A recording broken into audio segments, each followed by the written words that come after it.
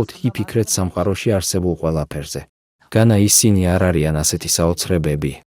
არსებობს დედამიწა, მთვარე, მზე, ვენერა, მარსი და სხვადასხვა სხვა რამ.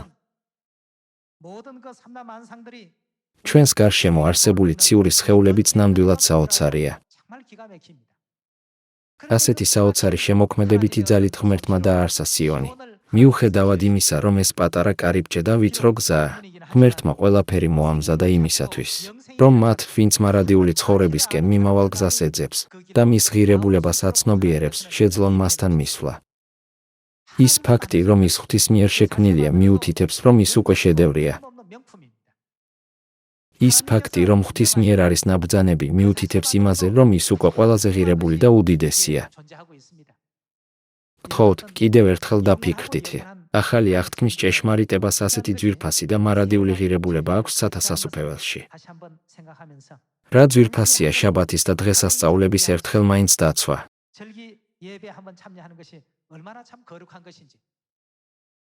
თუ ძვირფასი არ იქნებოდა, ღმერთი არ გვიბრძანებდა მის დაცვას. ბიბლიაში წერია, რომ თუმცა ბოროტი ხართ, რას აძლევთ თქვენს შვილებს. თქვენ თქვენს შვილებს კეთილ ნიჭს აძლევთ.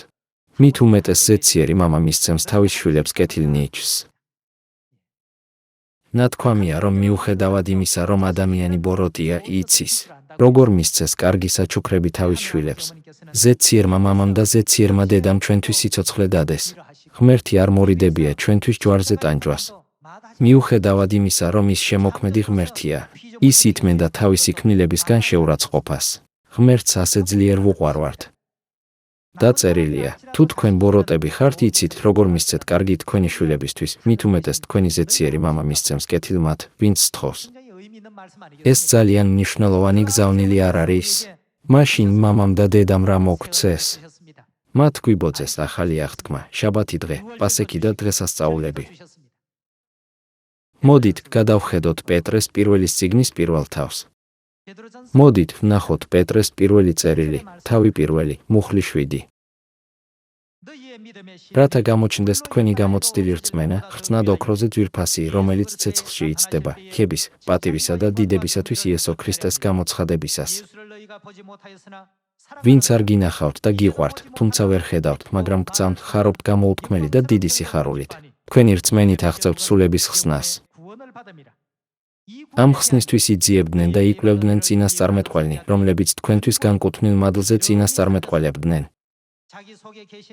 იკვლევდნენ, რომელ და როგორ ჟამზე მიუთითებდა მათში მყოფი ქრისტეს სული. როცა წინასწარმოწმებდა ქრისტეს ტანჯვას და ტანჯვის შემდგომ დიდებას. რომელთაც გამოეცხადა, რომ თვით მათ კი არა, თქვენ მოგემსახურებოდათ ის.